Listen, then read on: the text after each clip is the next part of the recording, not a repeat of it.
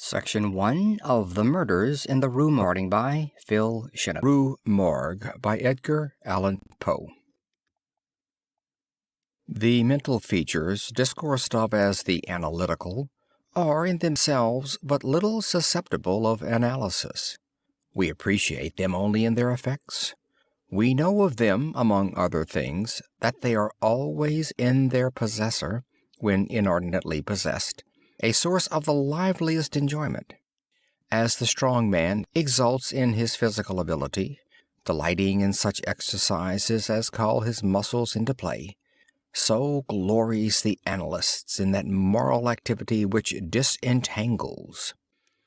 He derives pleasure from even the most trivial occupations bringing his talent into play. He is fond of enigmas, of conundrums, of hieroglyphics, exhibiting in his solutions of each a degree of acumen which appears to the ordinary apprehension preternatural. His results, brought about by the very soul and essence of method, have, in truth, the whole air of intuition.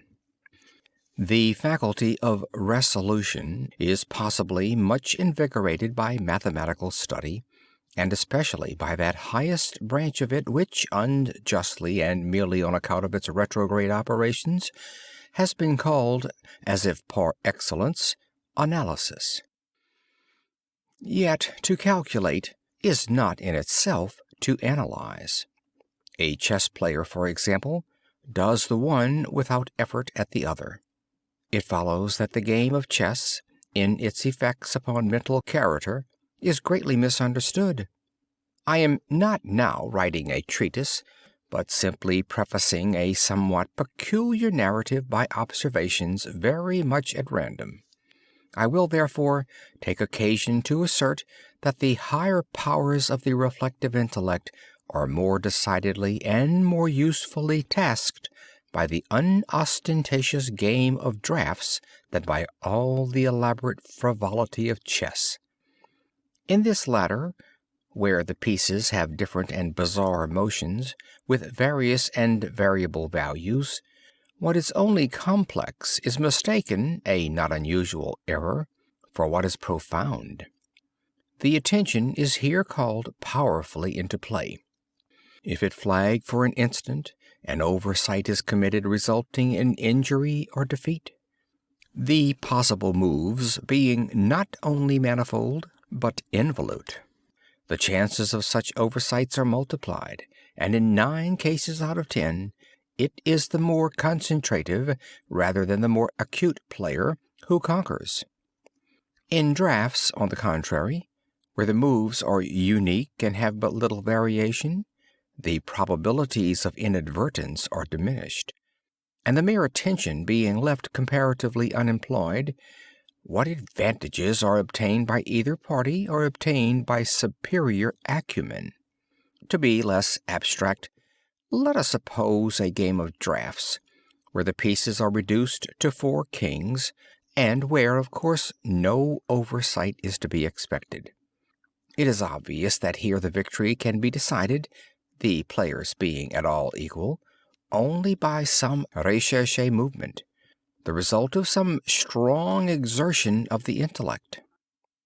Deprived of ordinary resources, the analyst throws himself into the spirit of his opponent, identifies himself therewith, and not unfrequently sees thus at a glance the sole methods, sometimes indeed absurdly simple ones, by which he may seduce into error or hurry into miscalculation.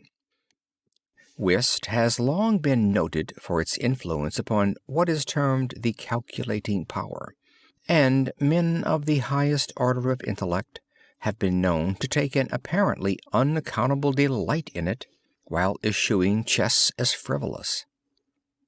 Beyond doubt, there is nothing of a similar nature so greatly tasking the faculties of analysis. The best chess player in Christendom may be little more than the best player of chess, but proficiency in whist implies capacity for success in all those more important undertakings where mind struggles with mind. When I say proficiency, I mean that perfection in the game which includes a comprehension of all the sources whence legitimate advantage may be derived. These are not only manifold, but multiform, and lie frequently among recesses of thought altogether inaccessible to the ordinary understanding. To observe attentively is to remember distinctly, and so far the concentrative chess player will do very well at whist, while the rules of Hoyle, themselves based upon the mere mechanism of the game, are sufficiently and generally comprehensible. Thus, to have a retentive memory and to proceed by the book are points commonly regarded as the sum total of good playing. But it is in matters beyond the limits of mere rule that the skill of the analyst is evinced. He makes in silence a host of observations and inferences. So perhaps do his companions, and the difference in the extent of the information obtained lies not so much in the validity of the inference as in the quality of the observation. The necessary knowledge is that of what to observe. Our player confines himself not at all, nor, because the game is the object, does he reject deductions from things external to the game.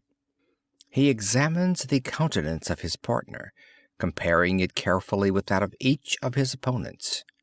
He considers the mode of assorting the cards in each hand, often counting trump by trump and honor by honor through the glances bestowed by their holders upon each. He notes every variation of face as the play progresses, gathering a fund of thought from the differences in the expression of certainty, of surprise, of triumph, or of chagrin. From the manner of gathering up a trick, he judges whether the person taking it can make another in the suit. He recognizes what is played through feint, by the air with which it is thrown upon the table. A casual or inadvertent word, the accidental dropping or turning of a card, with the accompanying anxiety or carelessness in regard to its concealment, the counting of the tricks, with the order of their arrangement, embarrassment, hesitation, eagerness, or trepidation, all afford, to his apparently intuitive perception, indications of the true state of affairs. The first 2 or 3 rounds having been played, he is in full possession of the contents of each hand, and thenceforward puts down his cards with as absolute a precision of purpose as if the rest of the party had turned outward the faces of their own. The analytical power should not be confounded with ample ingenuity, for while the analyst is necessarily ingenious, the ingenious man is often remarkably incapable of analysis.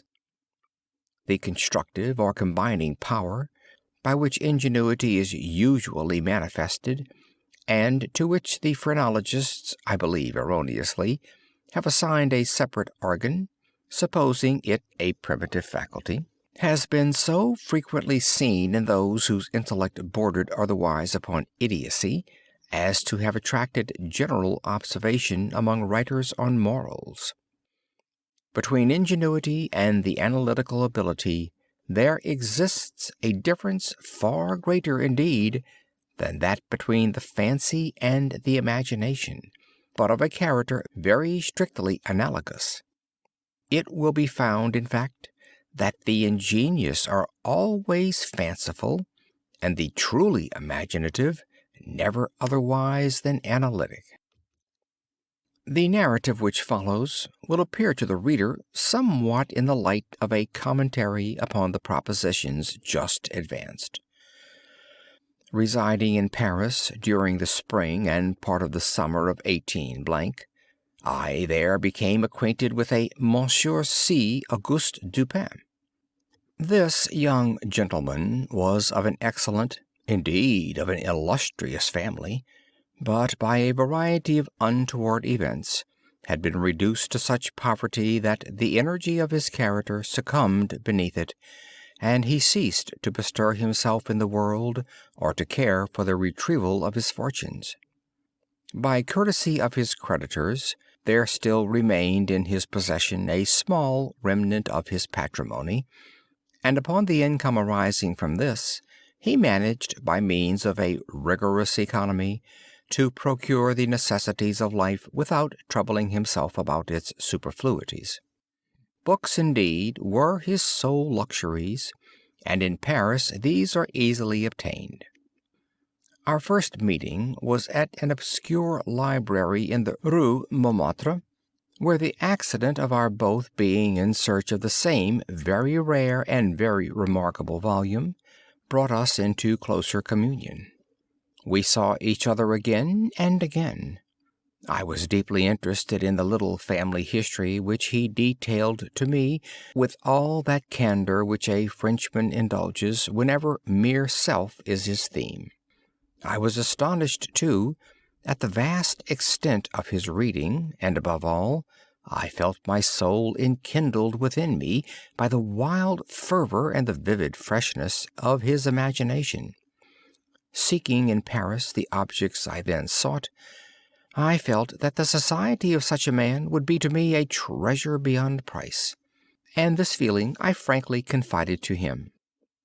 It was at length arranged that we should live together during my stay in the city, and as my worldly circumstances were somewhat less embarrassed than his own, I was permitted to be at the expense of renting and furnishing in a style which suited the rather fantastic gloom of our common temper, a time-eaten and grotesque mansion, long deserted through superstitions into which we did not inquire, and tottering to its fall in a retired and desolate portion of the Faubourg Saint-Germain.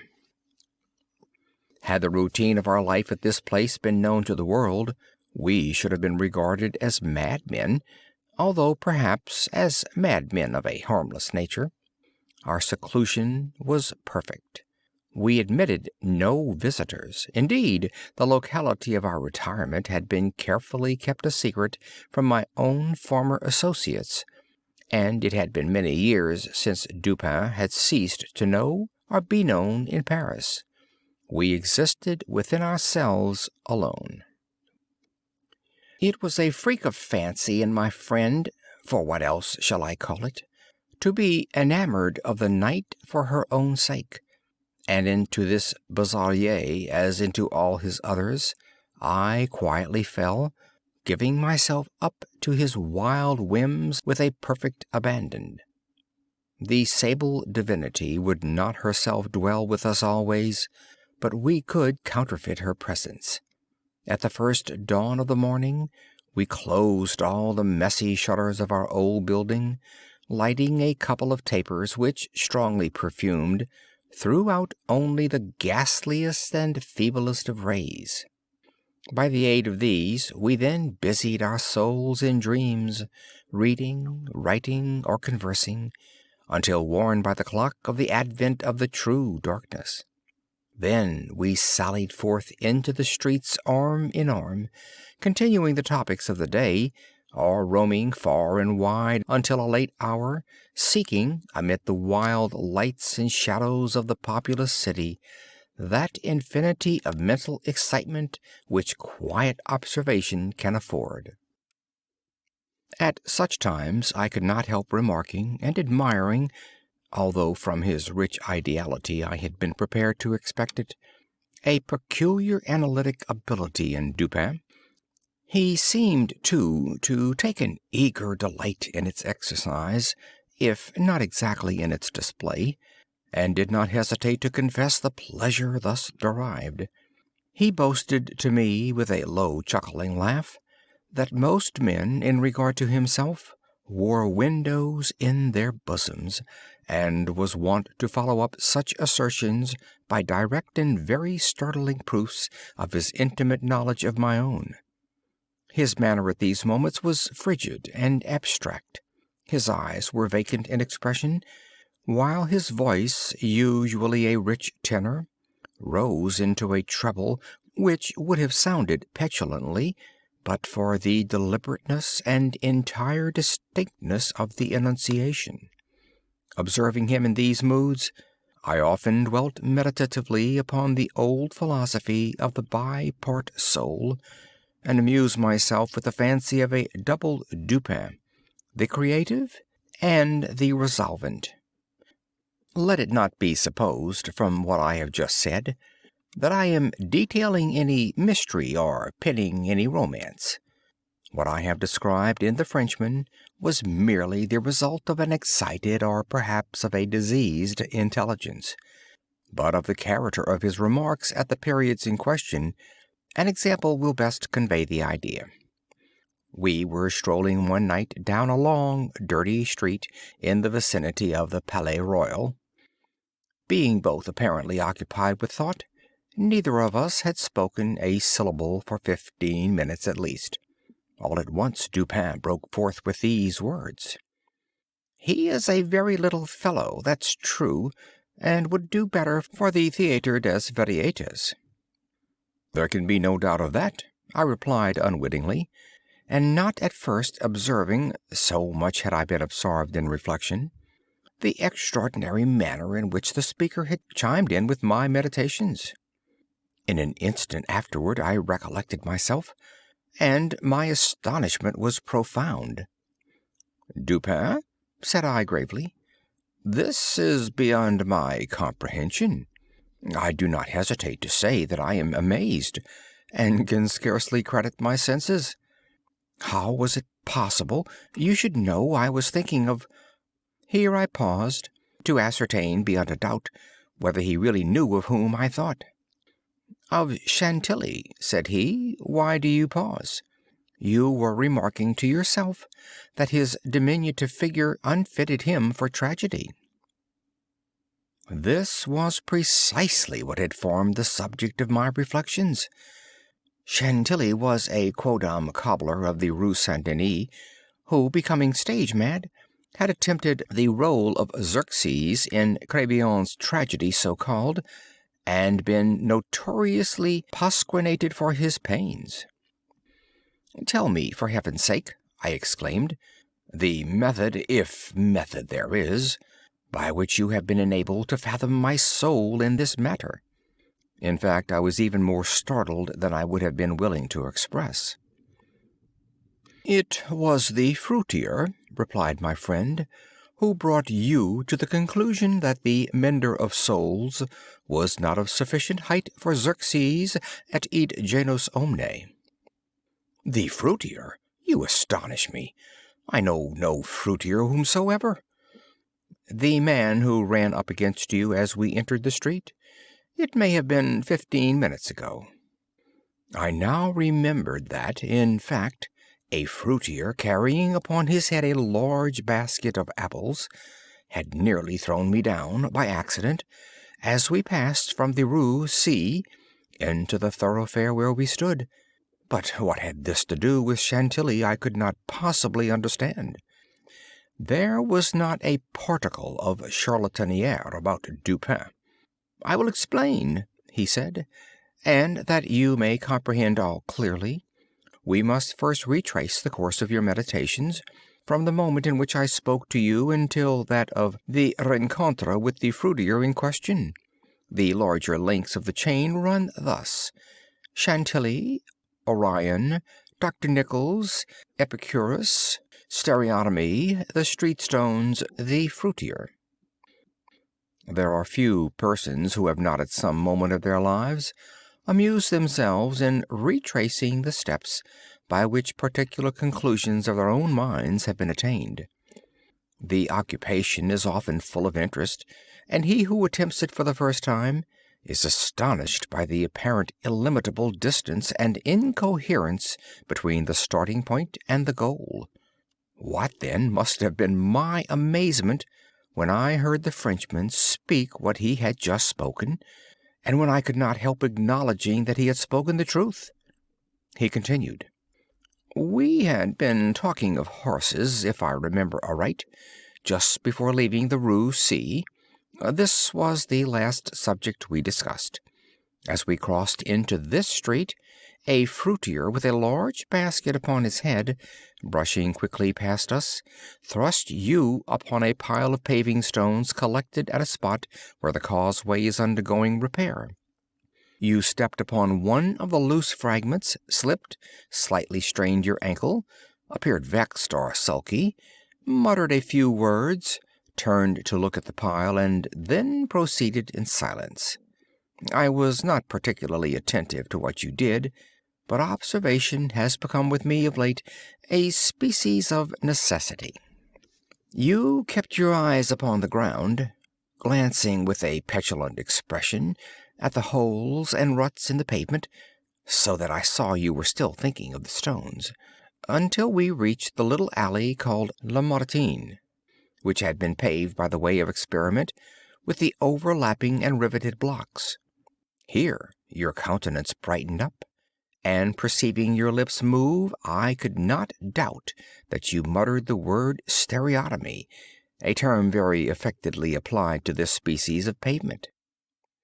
I knew that you could not say to yourself stereotomy without being brought to think of atomies, and thus of the theories of Epicurus, and since, when we discussed this subject not very long ago, I mentioned to you how singularly, yet with how little notice, the vague guesses of that noble Greek had met with confirmation in the late nebular cosmogony, I felt that you could not avoid casting your eyes upward to the great nebula in Orion, and I certainly expected that you would do so. You did look up, and I was now assured that I had correctly followed your steps. But in that bitter tirade upon Chantilly, which appeared in yesterday's Musée, the satirist, making some disgraceful allusions to the cobbler's change of name upon assuming the buskin, quoted a Latin line about which we have often conversed. I mean the line, "Perdedit antiquum litera sonum." I had told you that this was in reference to Orion, formerly written Urion, and from certain pungencies connected with this explanation, I was aware that you could not have forgotten it. It was clear, therefore, that you would not fail to combine the two ideas of Orion and Chantilly. That you did combine them, I saw by the character of the smile which passed upon your lips. You thought of the poor cobbler's immolation. So far you had been stooping in your gait, but now I saw you draw yourself up to your full height. I was then sure that you reflected upon the diminutive figure of Chantilly. At this point I interrupted your meditations to remark that as, in fact, he was a very little fellow, that Chantilly, he would do better at the Theatre des Variétés. Not long after this, we were looking over an evening edition of the Gazette des Tribunaux, when the following paragraphs arrested our attention. Extraordinary murders. This morning, about 3 o'clock, the inhabitants of the Quarter Saint-Roch were aroused from sleep by a succession of terrific shrieks, issuing apparently from the 4th story of a house in the Rue Morgue, known to be the sole occupancy of one Madame L'Espanaye and her daughter, Mademoiselle Camille L'Espanaye. After some delay, occasioned by a fruitless attempt to procure admission in the usual manner, the gateway was broken in with a crowbar, and 8 or 10 of the neighbors entered accompanied by 2 gendarmes.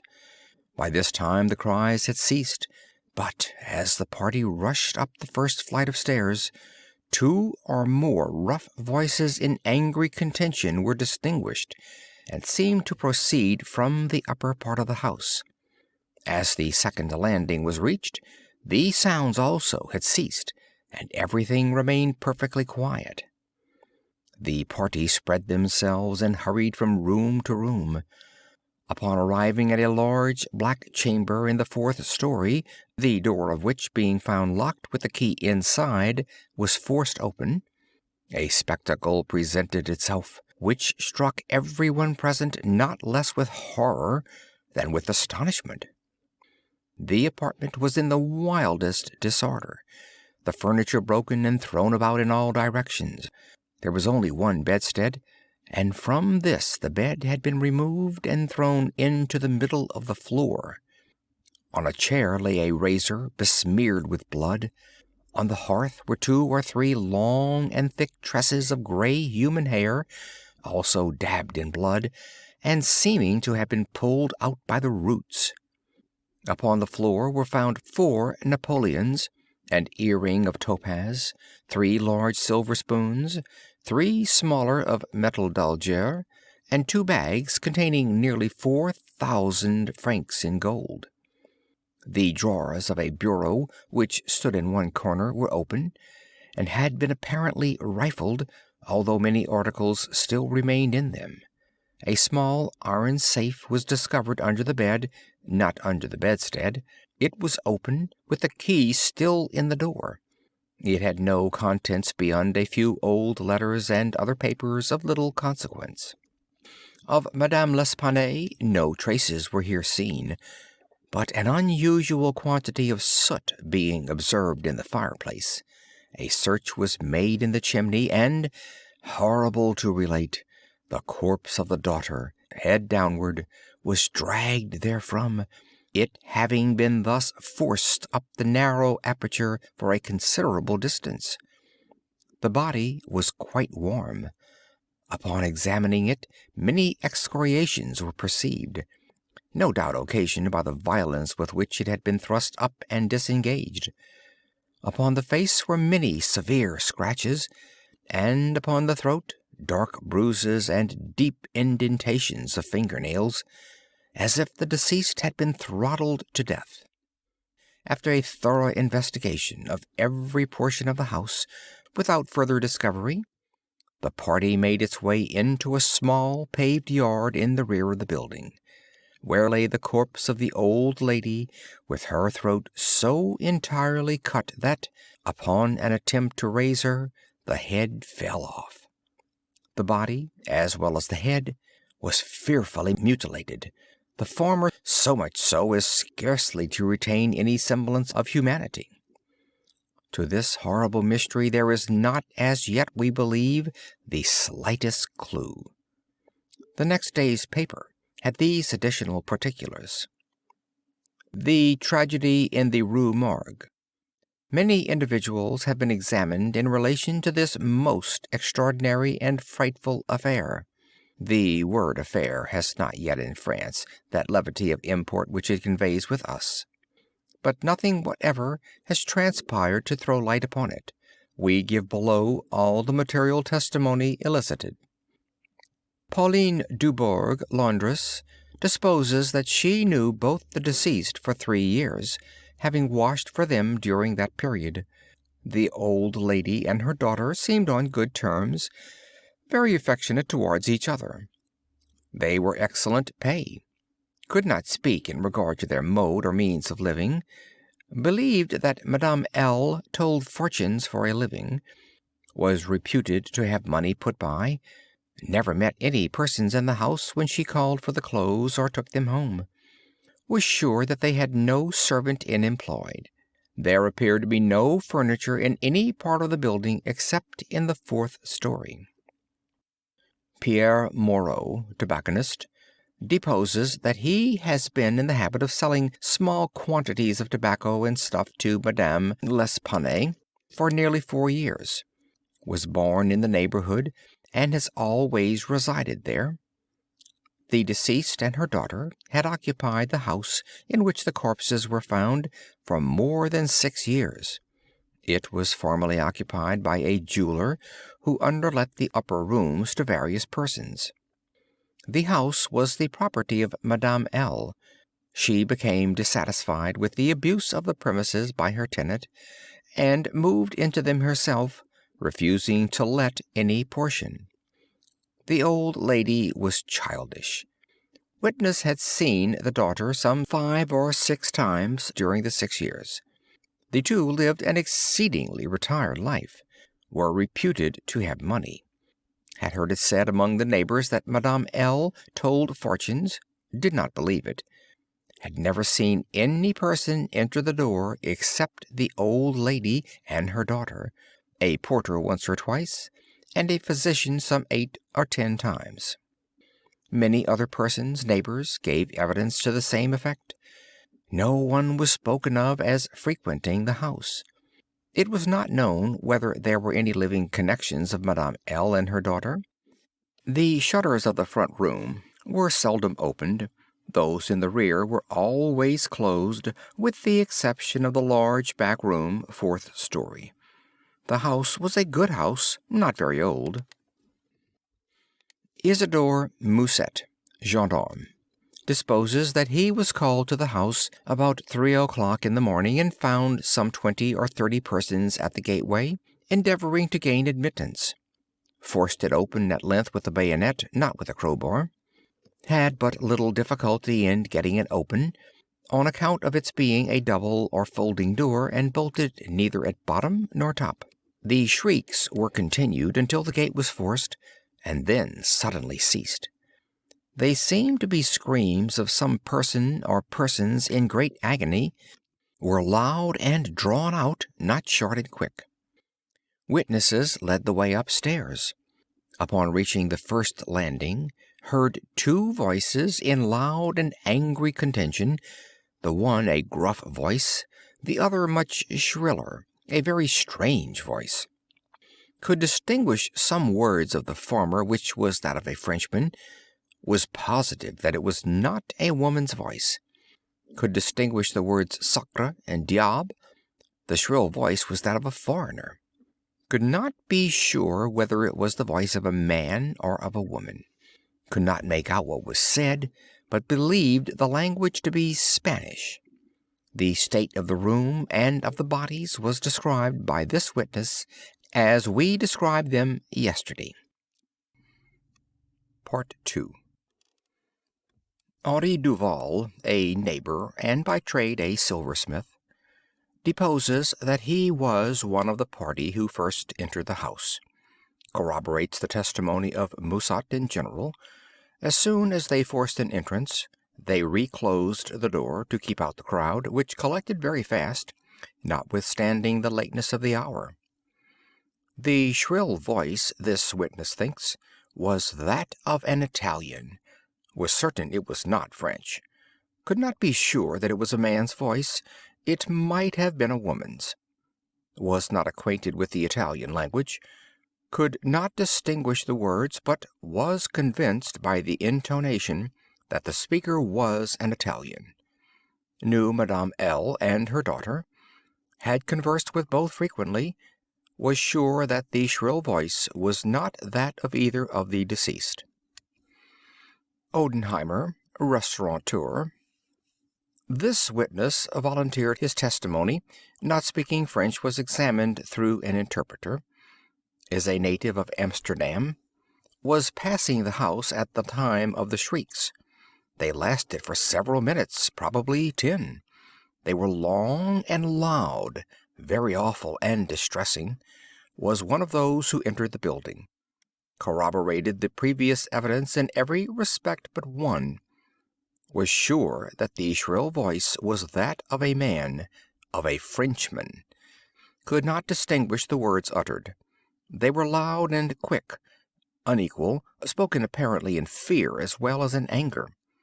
The voice was harsh, not so much shrill as harsh. Could not call it a shrill voice. The gruff voice said repeatedly sacre, diable, and once mon Dieu. Jules Mignot, banker of the firm of Mignot et Fils, Rue de Lorraine, is the elder Mignot. Madame L'Espanaye had some property, had opened an account with his banking house in the spring of the year, 8 years previously. Made frequent deposits in small sums. Had checked for nothing until the 3rd day before her death, when she took out in person the sum of 4,000 francs. The sum was paid in gold, and a clerk went home with the money. William Bird, tailor, deposes that he was one of the party who entered the house, is an Englishman, has lived in Paris 2 years, was one of the first to ascend the stairs. Heard the voices in contention. The gruff voice was that of a Frenchman. Could make out several words, but cannot now remember all. Heard distinctly sacre and mon Dieu. There was a sound at the moment as if of several persons struggling, a scraping and scuffling sound. The shrill voice was very loud, louder than the gruff one. Is sure that it was not the voice of an Englishman. Appeared to be that of a German. Might have been a woman's voice. Does not understand German. 4 of the above-named witnesses being recalled, deposed that the door of the chamber in which was found the body of Mademoiselle L. was locked on the inside when the party reached it. Everything was perfectly silent, no groans or noises of any kind. Upon forcing the door, no person was seen. The windows, both of the back and front room, were down and firmly fastened from within. A door between the 2 rooms was closed but not locked. The door leading from the front room into the passage was locked, with the key on the inside. A small room in the front of the house, on the 4th story, at the head of the passage, was open, the door being ajar. This room was crowded with old beds, boxes, and so forth. These were carefully removed and searched. There was not an inch of any portion of the house which was not carefully searched. Sweeps were sent up and down the chimneys. The house was a 4-story one with garrets, mansardes. A trapdoor on the roof was nailed down very securely. Did not appear to have been opened for years. The time elapsing between the hearing of the voices in contention and the breaking open of the room door was variously stated by the witnesses. Some made it as short as 3 minutes, some as long as 5. The door was opened with difficulty. Alfonso Garcio, undertaker, deposes that he resides in the Rue Morgue, is a native of Spain, was one of the party who entered the house, did not proceed upstairs, is nervous and was apprehensive of the consequences of agitation, heard the voices in contention. The gruff voice was that of a Frenchman, could not distinguish what was said. The shrill voice was that of an Englishman, is sure of this. Does not understand the English language, but judges by the intonation. Alberto Montini, confectioner, deposes that he was among the first to ascend the stairs. Heard the voices in question. The gruff voice was that of a Frenchman. Distinguished several words. The speaker appeared to be expostulating. Could not make out the words of the shrill voice. Spoke quick and unevenly. Thinks it the voice of a Russian. Corroborates the general testimony. Is an Italian. Never conversed with a native of Russia. Several witnesses recalled here testified that the chimneys of all the rooms on the 4th floor were too narrow to admit the passage of a human being. By sweeps were meant cylindrical sweeping brushes, such as are employed by those who clean chimneys. These brushes were passed up and down every flue in the house. There is no back passage by which anyone could have descended while the party proceeded upstairs. The body of Mademoiselle L'Espanaye was so firmly wedged in the chimney that it could not be got down until 4 or 5 of the party united their strength. Paul Dumas, physician, deposes that he was called to view the bodies about daybreak. They were both lying on the sacking of the bedstead in the chamber where Mademoiselle L. was found. The corpse of the young lady was much bruised and excoriated. The fact that it had been thrust up the chimney would sufficiently account for these appearances. The throat was greatly chafed. There were several deep scratches just below the chin, together with a series of livid spots which were evidently the impressions of fingers. The face was fearfully discolored, and the eyeballs protruded. The tongue had been partially bitten through. A large bruise was discovered upon the pit of the stomach, produced, apparently, by the pressure of a knee. In the opinion of Monsieur Dumas, Mademoiselle L'Espanaye had been throttled to death by some person or persons unknown. The corpse of the mother was horribly mutilated. All the bones of the right leg and arm were more or less shattered, the left tibia much splintered, as well as all the ribs of the left side. Whole body dreadfully bruised and discolored. It was not possible to say how the injuries had been inflicted. A heavy club of wood, or a broad bar of iron, a chair, or any large, heavy, and obtuse weapon would have produced such results, if wielded by the hands of a very powerful man. No woman could have inflicted the blows with any weapon.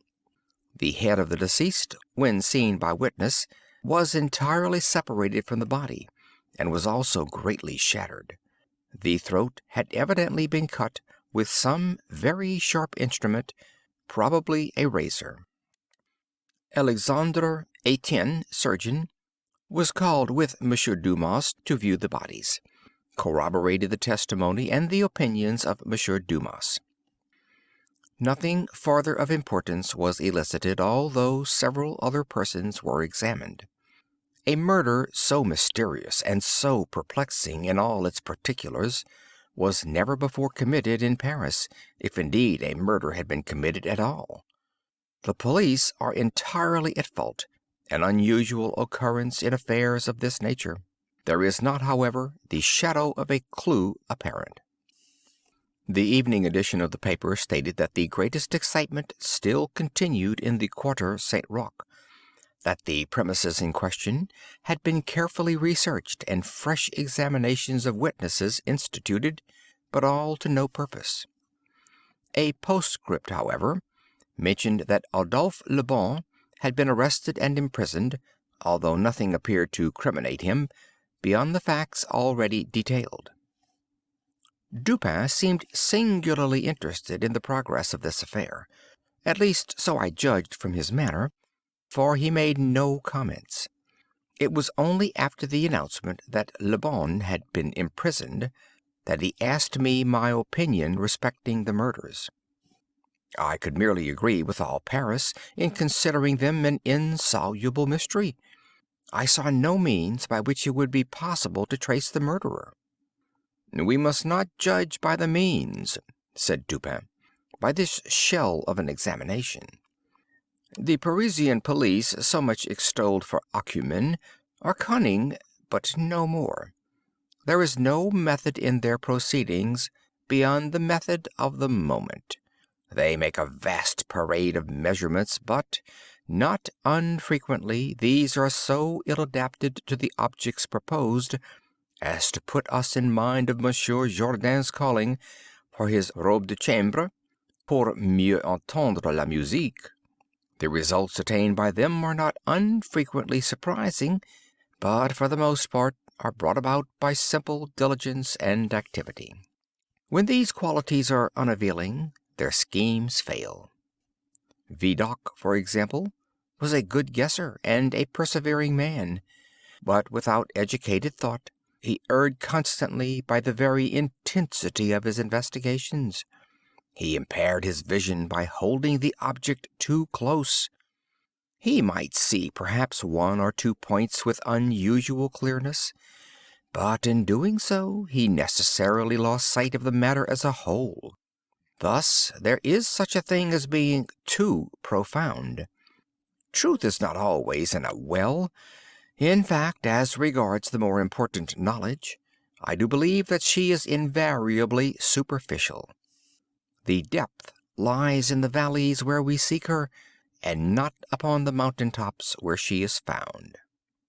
The modes and sources of this kind of error are well typified in the contemplation of the heavenly bodies.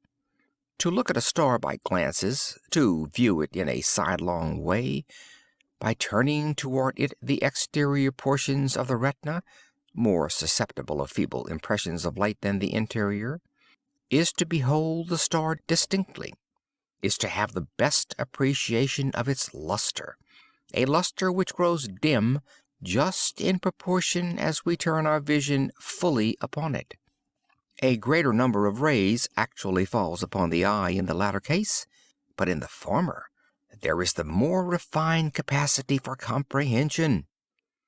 By undue profundity we perplex and enfeeble thought, and it is possible to make even Venus herself vanish from the firmament by a scrutiny too sustained, too concentrated, or too direct.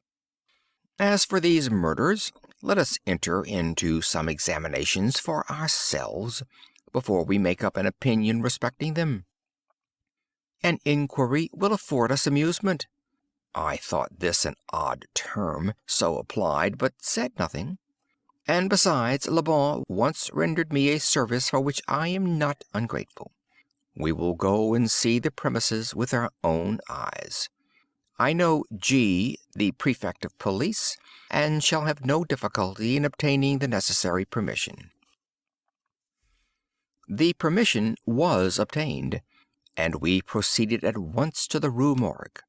This is one of those miserable thoroughfares which intervene between the Rue Richelieu and the Rue Saint-Roch.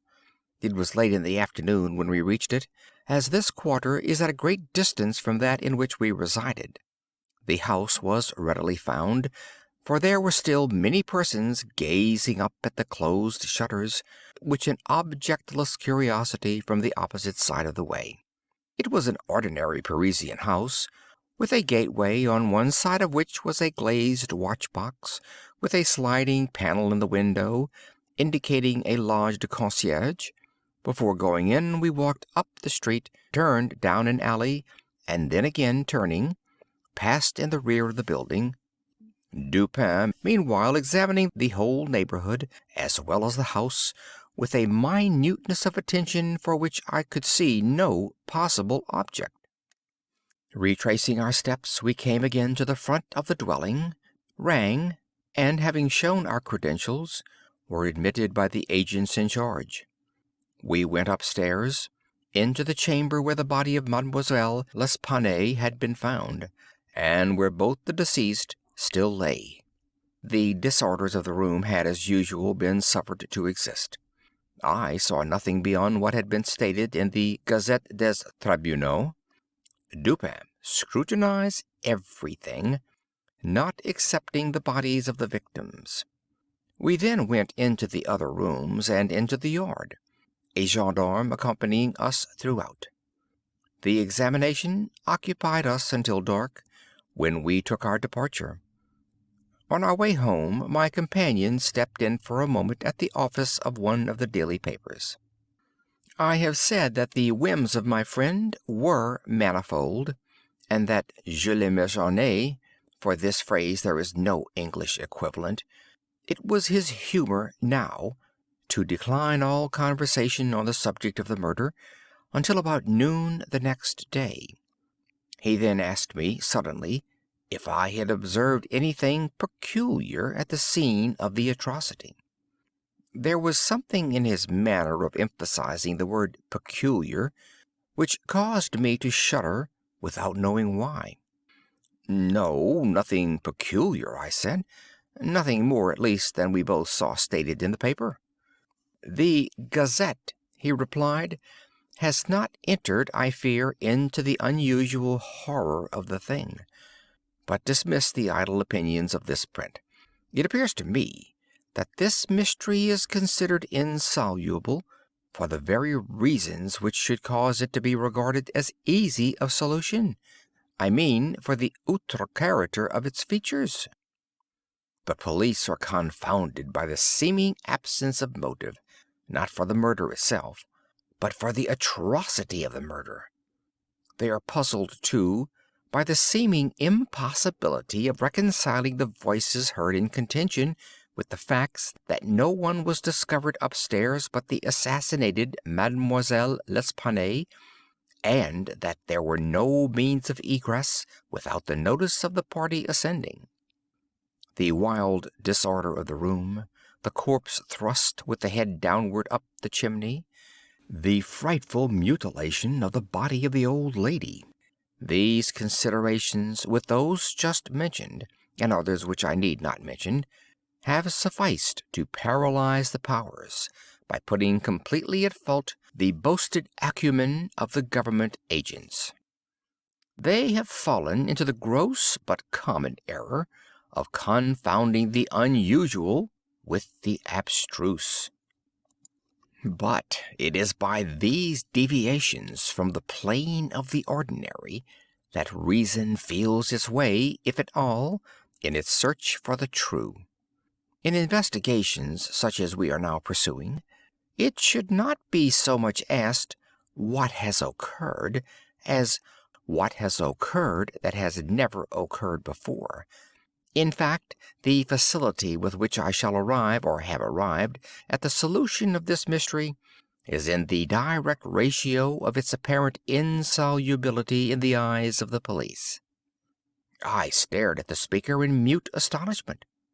"I am now awaiting," continued he, looking toward the door of our apartment—"I am now awaiting a person who, although perhaps not the perpetrator of these butcheries, must have been in some measure implicated in their perpetration. Of the worst portion of the crimes committed, it is probable that he is innocent. I hope that I am right in this supposition, for upon it I build my expectation of reading the entire riddle. I look for the man here in this room every moment. It is true that he may not arrive, but the probability is that he will. Should he come, it will be necessary to detain him. Here are pistols, and we both know how to use them when occasion demands their use." I took the pistols, scarcely knowing what I did or believing what I heard, while Dupin went on, very much as if in a soliloquy. I have already spoken of his abstract manner at such times. His discourse was addressed to myself, but his voice, although by no means loud, had that intonation which is commonly employed in speaking to some one at a great distance. His eyes, vacant in expression, regarded only the wall. That the voices heard in contention, he said, by the party upon the stairs, were not the voices of the women themselves, was fully proved by the evidence. This relieves us of all doubt upon the question whether the old lady could have first destroyed the daughter and afterward have committed suicide. I speak of this point chiefly for the sake of method, for the strength of Madame L'Espanaye would have been utterly unequal to the task of thrusting her daughter's corpse up the chimney as it was found, and the nature of the wounds upon her own person entirely preclude the idea of self-destruction. Murder, then, has been committed by some third party, and the voices of this third party were those heard in contention.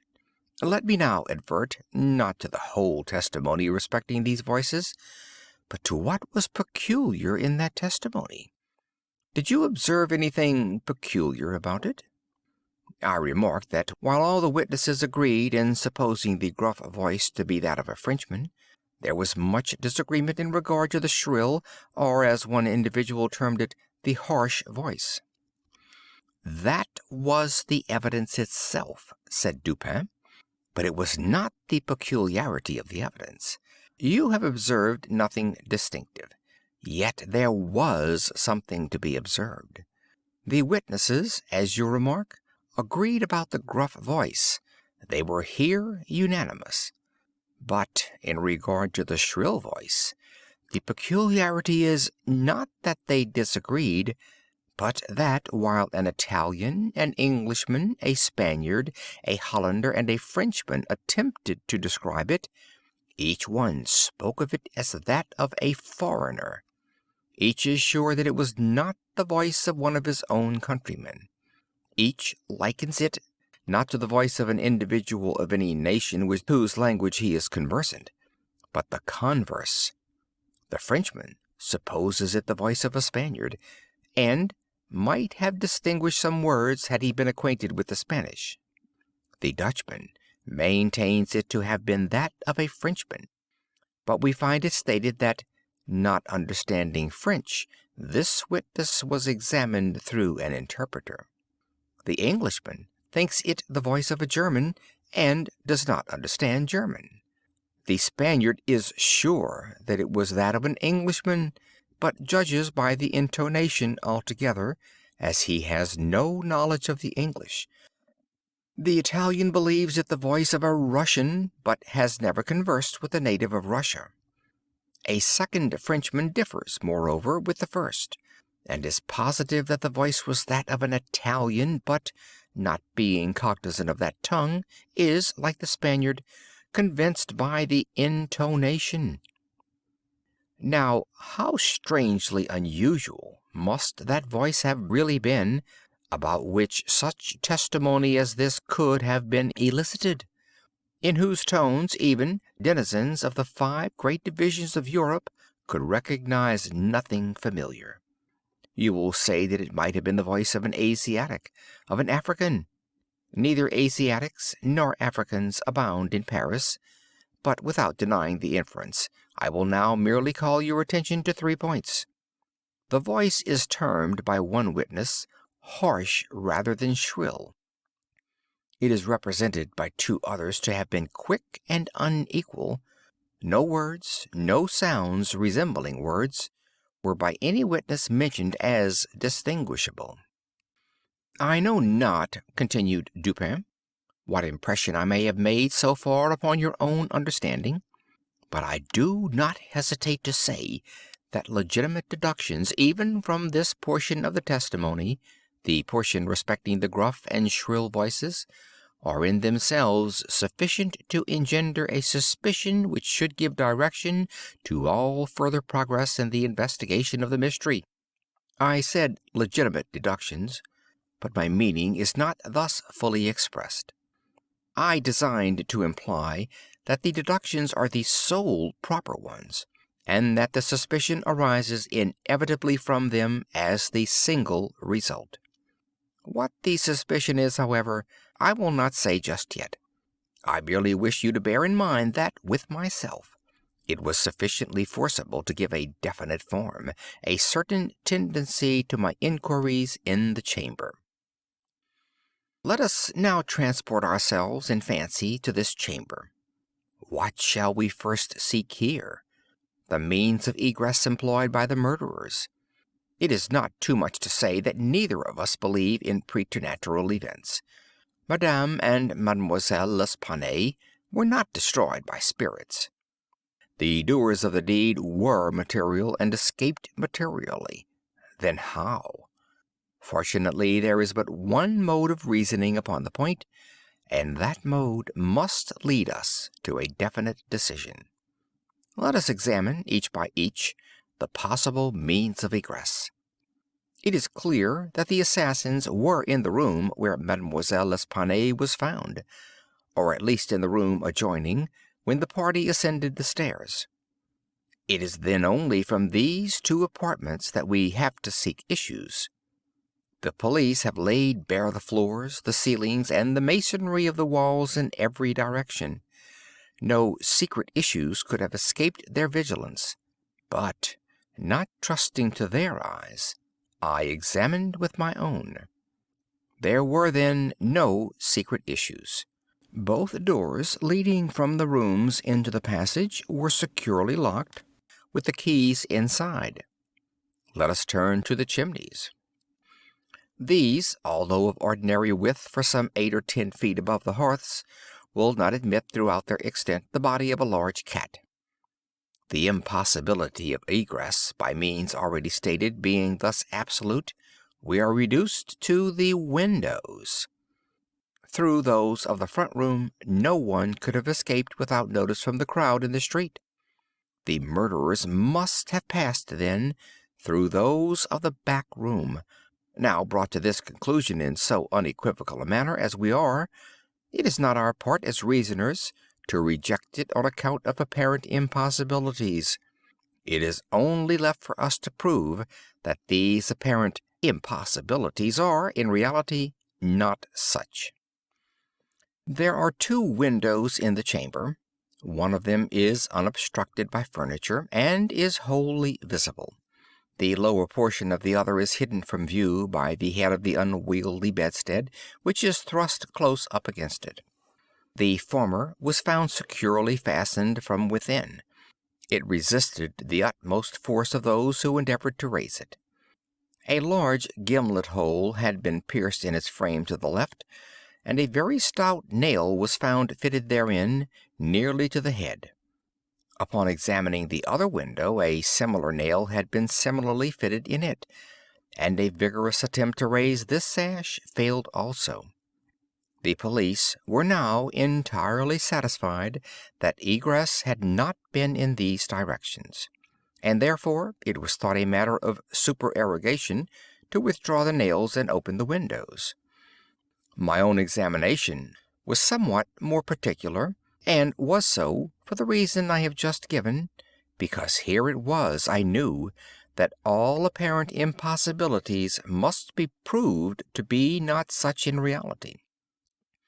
I proceeded to think thus a posteriori. The murderers did escape from one of these windows. This being so, they could not have refastened the sashes from the inside as they were found fastened. The consideration which put a stop, through its obviousness, to the scrutiny of the police in this quarter. Yet the sashes were fastened.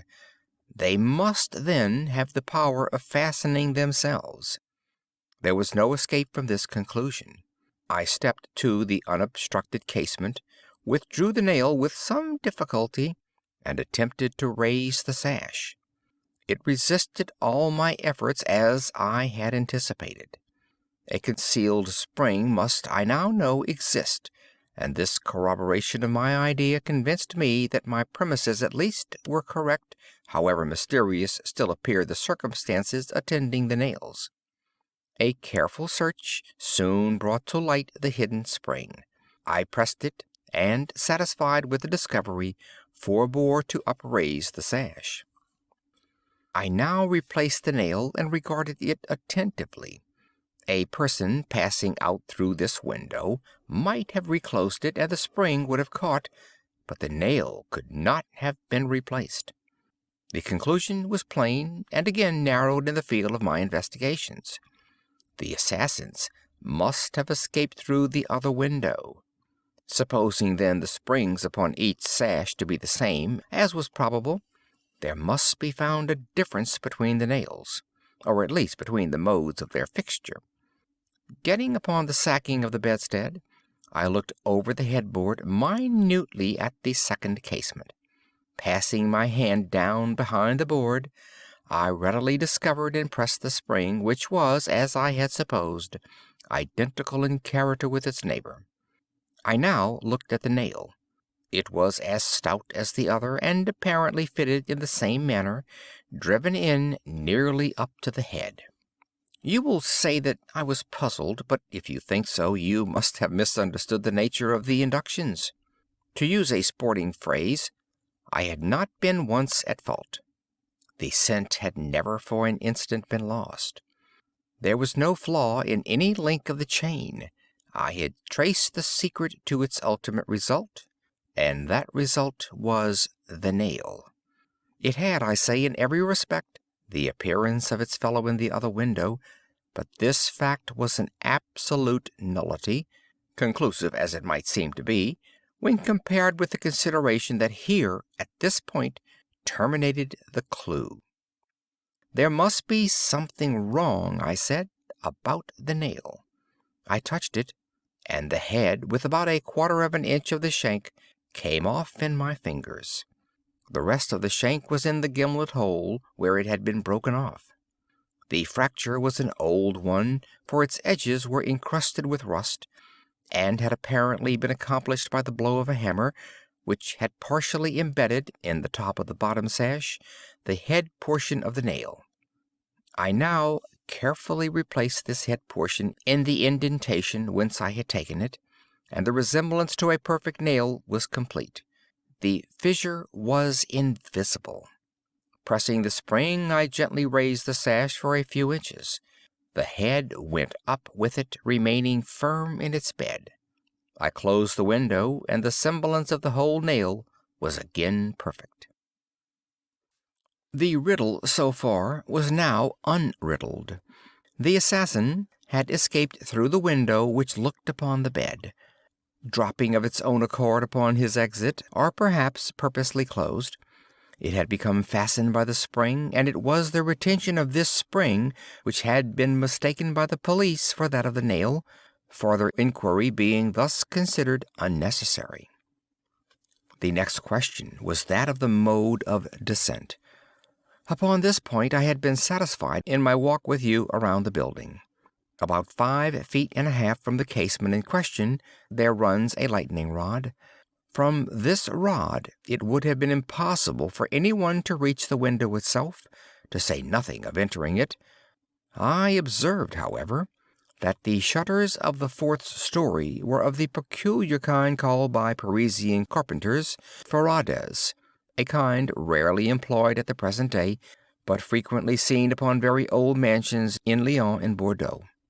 They are in the form of an ordinary door, a single, not a folding door, except that the lower half is latticed or worked in open trellis, thus affording an excellent hold for the hands. In the present instance, these shutters are fully 3 feet and a half broad. When we saw them from the rear of the house, they were both about half open, that is to say, they stood off at right angles from the wall.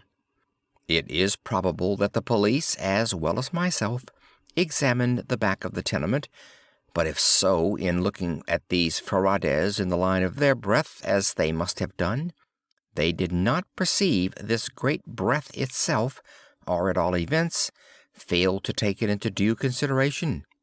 In fact, having once satisfied themselves that no egress could have been made in this quarter, they would naturally bestow here a very cursory examination. It was clear to me, however, that the shutter belonging to the window at the head of the bed would, if swung fully back to the wall, reach to within 2 feet of the lightning rod. It was also evident that, by exertion of a very unusual degree of activity and courage, an entrance into the window from the rod might have been thus effected. By reaching to the distance of 2 feet and a half, we now suppose the shutter open to its whole extent, a robber might have taken a firm grasp upon the trellis work. Letting go, then, his hold upon the rod, placing his feet securely against the rod, and springing boldly from it, he might have swung the shutter so as to close it, and, if we imagine the window open at the time, might even have swung himself into the room. I wish you to bear especially in mind that I have spoken of a very unusual degree of activity as requisite to success in so hazardous and so difficult a feat. It is my design to show you, first, that the thing might possibly have been accomplished, but secondly and chiefly, I wish to impress upon your understanding the very extraordinary, the almost preternatural character of that agility which would have accomplished it. You will say, no doubt, using the language of the law, that, to make out my case, I should rather undervalue than insist upon a full estimation of the activity required in this matter. This may be the practice in law, but it is not the usage of reason. My ultimate object is only the truth. My immediate purpose is to lead you to place in juxtaposition that very unusual activity of which I have just spoken, with that very peculiar, shrill, or harsh and unequal voice, about whose nationality no 2 persons could be found to agree, and in whose utterance no syllabification could be detected. At these words, a vague and half-formed conception of the meaning of Dupin flitted over my mind. I seemed to be upon the verge of comprehension without power to comprehend. Men at times find themselves upon the brink of remembrance without being able in the end to remember. My friend went on with his discourse. "You will see," he said, that I have shifted the question from the mode of egress to that of ingress. It was my design to convey the idea that both were effected in the same manner at the same point. Let us now revert to the interior of the room.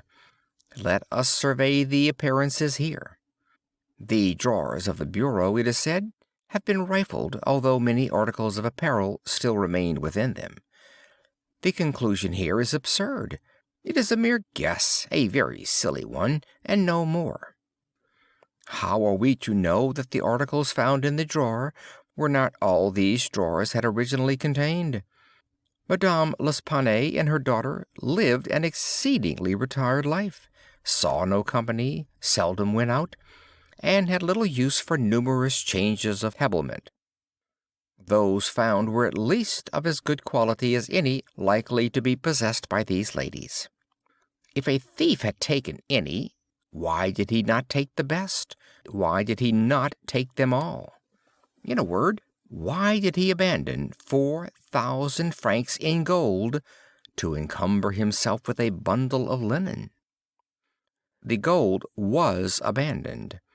Nearly the whole sum mentioned by M. Mignot, the banker, was discovered in bags upon the floor. I wish you, therefore, to discard from your thoughts the blundering idea of motive engendered in the brains of the police by that portion of the evidence which speaks of money delivered at the door of the house.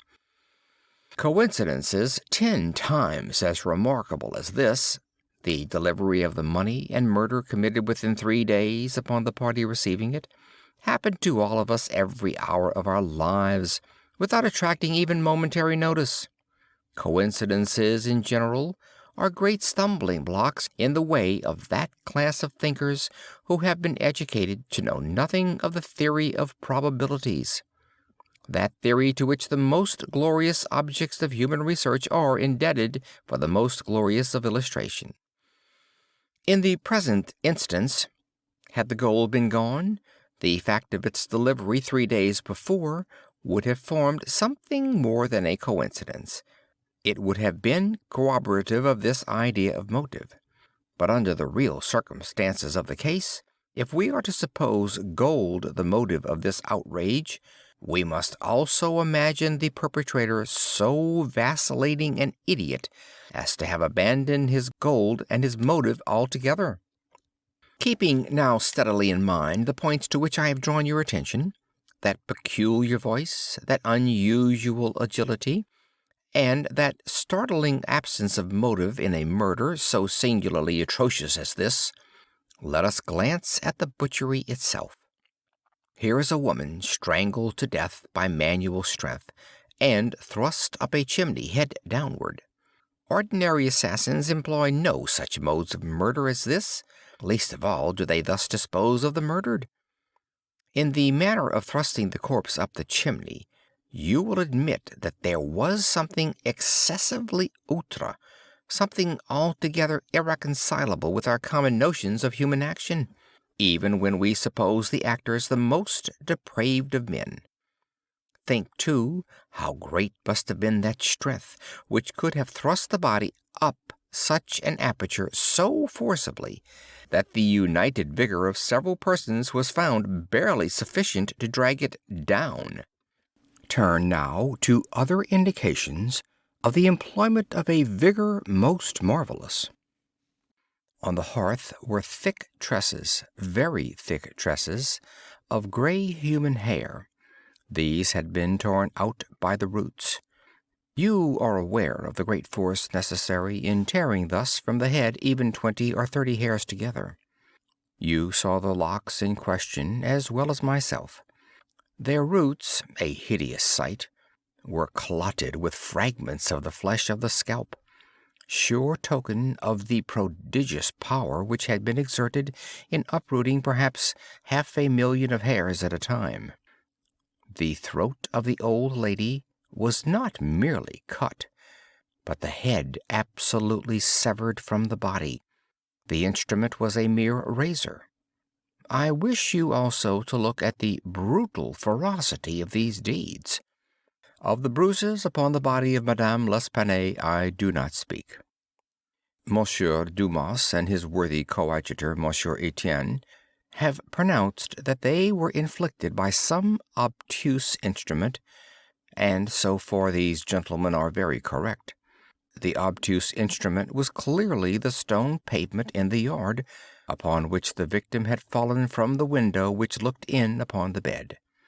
This idea, however simple it may now seem, escaped the police for the same reason that the breadth of the shutters escaped them, because, by the affair of the nails, their perceptions had been hermetically sealed against the possibility of the windows having ever been opened at all. If now, in addition to all these things, you have properly reflected upon the odd disorder of the chamber, we have gone so far as to combine the ideas of an agility astounding, a strength superhuman, a ferocity brutal, a butchery without motive, a grotesquerie in horror absolutely alien from humanity, and a voice foreign in tone to the ears of men of many nations, and devoid of all distinct or intelligible syllabification. What result, then, has ensued? What impression have I made upon your fancy? I felt a creeping of the flesh as Dupin asked me the question. A madman, I said, has done this deed. Some raving maniac escaped from a neighboring maison de santé. In some respects, he replied, your idea is not irrelevant. But the voices of madmen, even in their wildest paroxysms, are never found to tally with that peculiar voice heard upon the stairs. Madmen are of some nation, and their language, however incoherent its words, has always the coherence of syllabification. Besides, the hair of a madman is not such as I now hold in my hand. I disentangled this little tuft from the rigidly clutched fingers of Madame L'Espanaye. Tell me what you can make of it. Dupin, I said, completely unnerved, this hair is most unusual. This is no human hair. I have not asserted that it is, said he, but before we decide the point, I wish you to glance at the little sketch I have here traced upon this paper. It is a facsimile drawing of what has been described in one portion of the testimony as dark bruises and deep indentations of fingernails upon the throat of Mademoiselle L'Espanaye, and in another, by Messrs. Dumas and Etienne, as a series of livid spots, evidently the impression of fingers. You will perceive, continued my friend, spreading out the paper upon the table before us, that this drawing gives the idea of a firm and fixed hold. There is no slipping apparent. Each finger has retained, possibly until the death of the victim, the fearful grasp by which it originally embedded itself. Attempt now to place all your fingers at the same time in the respective impressions as you see them. I made the attempt in vain. We are possibly not giving this matter a fair trial, he said. The paper is spread out upon a plain surface, but the human throat is cylindrical. Here is a billet of wood, the circumference of which is about that of the throat. Wrap the drawing around it, and try the experiment again. I did so, but the difficulty was even more obvious than before. This, I said, is the mark of no human hand. Read now, replied Dupin, this passage from Cuvier. It was a minute anatomical and generally descriptive account of the large fulvous orangutan of the East Indian Islands. The gigantic stature, the prodigious strength and activity, the wild ferocity, and the imitative propensities of these mammalia are sufficiently well known to all. I understood the full horrors of the murder at once. "The description of the digits," said I, as I made an end of reading, "is in exact accordance with this drawing. I see that no animal but an orangutan of the species here mentioned could have impressed the indentations as you have traced them. This tuft of tawny hair, too, is identical in character with that of the beast of Cuvier. But I cannot possibly comprehend the particulars of this frightful mystery. Besides, there were two voices heard in contention, and one of them was unquestionably the voice of a Frenchman." "True. And you will remember an expression attributed almost unanimously by the evidence to this voice, the expression 'Mon Dieu.' This, under the circumstances, has been justly characterized by one of the witnesses, Montani, the confectioner, as an expression of remonstrance or expostulation. Upon these two words, therefore, I have mainly built my hopes of a full solution of the riddle. A Frenchman was cognizant of the murder. It is possible, indeed it is far more than probable, that he was innocent of all participation in the bloody transactions which took place. The orangutan may have escaped from him. He may have traced it to the chamber, but under the agitating circumstances which ensued, he could never have recaptured it. It is still at large. I will not pursue these guesses, for I have no right to call them more, since the shades of reflection upon which they are based are scarcely of sufficient depth to be appreciable to my own intellect, and since I could not pretend to make them intelligible to the understanding of another. We will call them guesses, then, and speak of them as such. If the Frenchman in question is indeed, as I suppose, innocent of this atrocity, this advertisement which I left last night upon our return home at the office of Le Monde, a paper devoted to the shipping interest and much sought by sailors, will bring him to our residence." He handed me a paper, and I read thus: "Caught in the Bois de Boulogne early in the morning of the instant, the morning of the murder, a very large tawny orangutan of the Bornese species. The owner, who is ascertained to be a sailor belonging to a Maltese vessel, may have the animal again upon identifying it satisfactorily, and paying a few charges arising from its capture and keeping. Call at No. Rue Faubourg Saint-Germain, au troisième." "How is it possible," I asked, "that you should know the man to be a sailor, and belonging to a Maltese vessel?" "I do not know it," said Dupin. "I am not sure of it. Here, however, is a small piece of ribbon, which, from its form and from its greasy appearance, has evidently been used in tying the hair in one of those long queues of which sailors are so fond. Moreover, this knot is one which few besides sailors can tie, and is peculiar to the Maltese. I picked the ribbon up at the foot of the lightning rod. It could not have belonged to either of the deceased. Now, if, after all, I am wrong in my induction from this ribbon that the Frenchman was a sailor belonging to a Maltese vessel, still I can have done no harm in saying what I did in the advertisement. If I am in error, he will merely suppose that I have been misled by some circumstance into which he will not take the trouble to inquire. But if I am right, a great point is gained.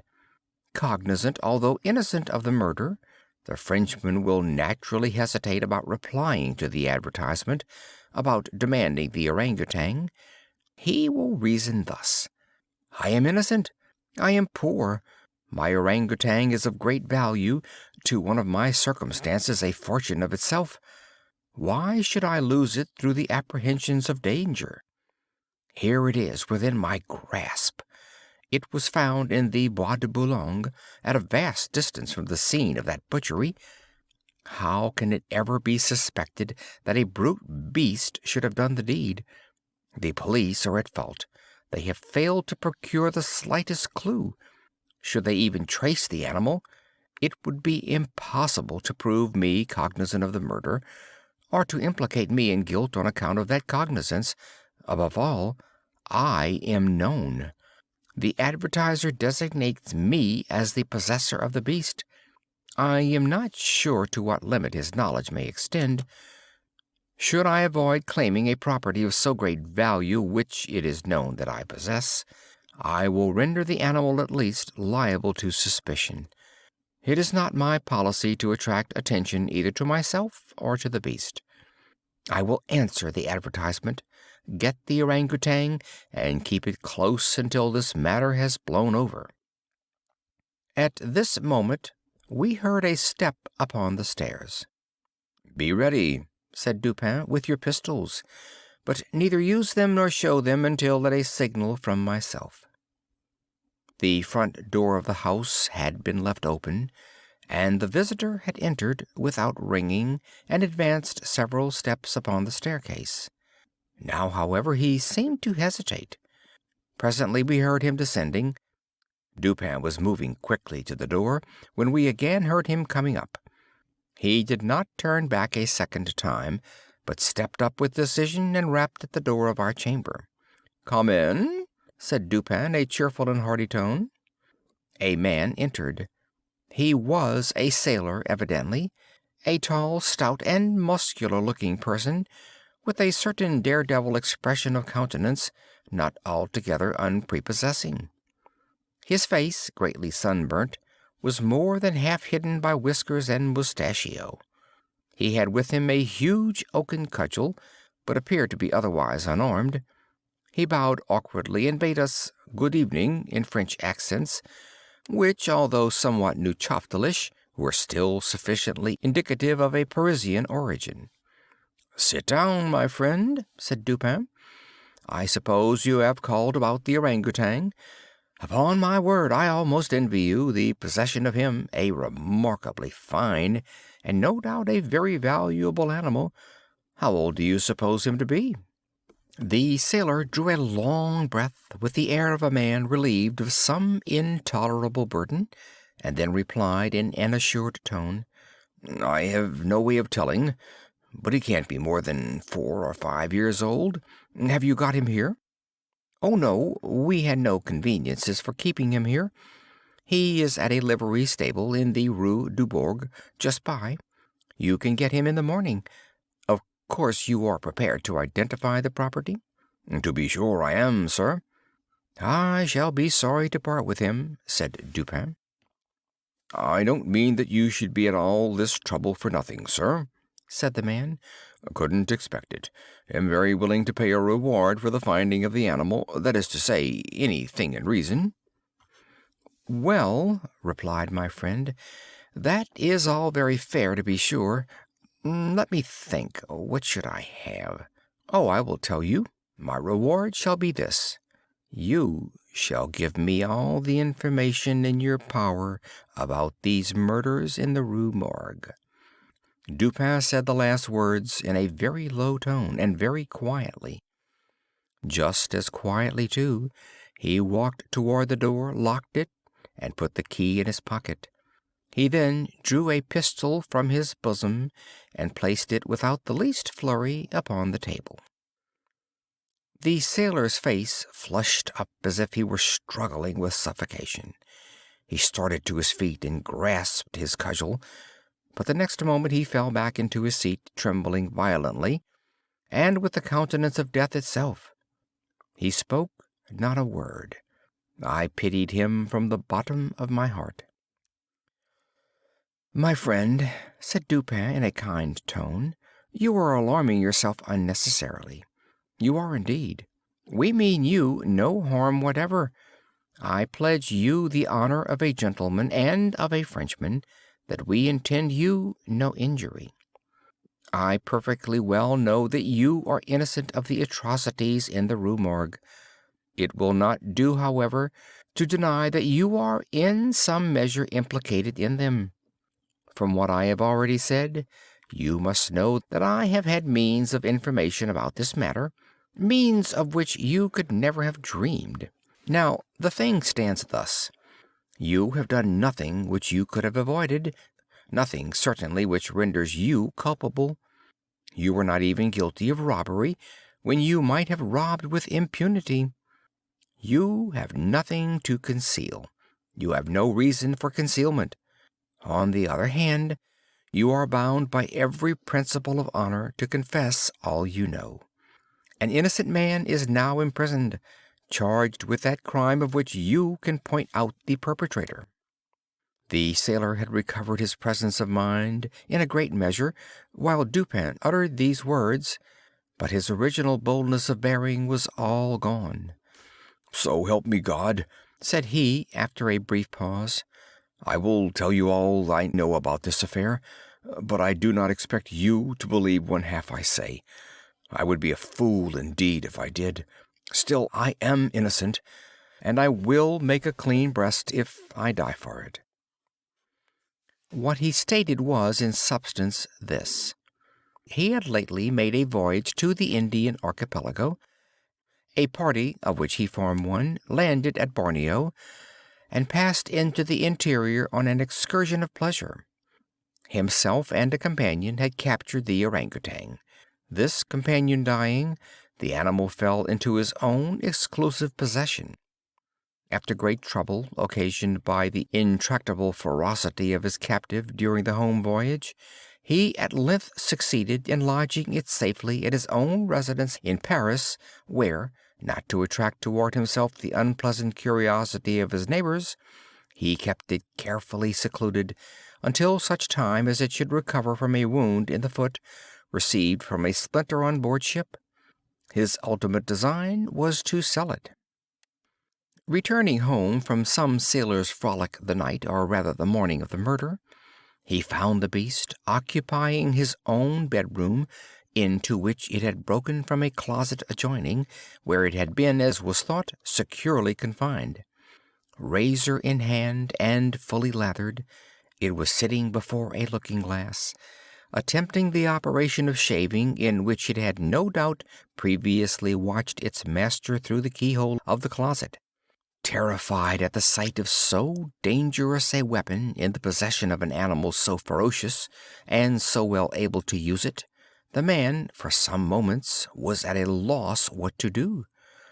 He had been accustomed, however, to quiet the creature, even in its fiercest moods, by the use of a whip, and to this he now resorted. Upon sight of it, the orangutan sprang at once through the door of the chamber, down the stairs, and thence through a window unfortunately open into the street.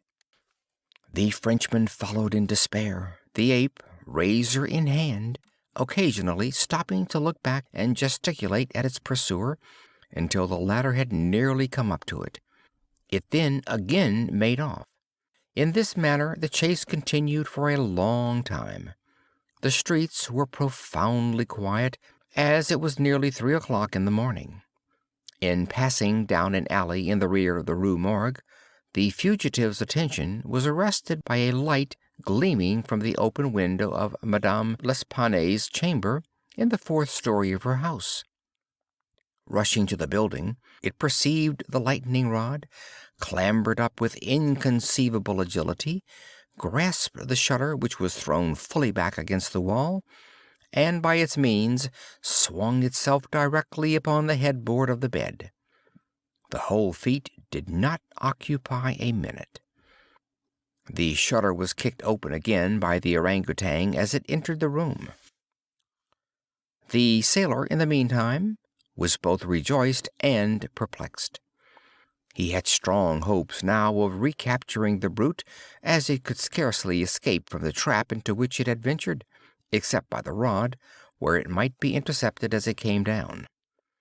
On the other hand, there was much cause for anxiety as to what it might do in the house. This latter reflection urged the man still to follow the fugitive. A lightning rod is ascended without difficulty, especially by a sailor, but when he had arrived as high as the window, which lay far to his left, his career was stopped. The most that he could accomplish was to reach over so as to obtain a glimpse of the interior of the room.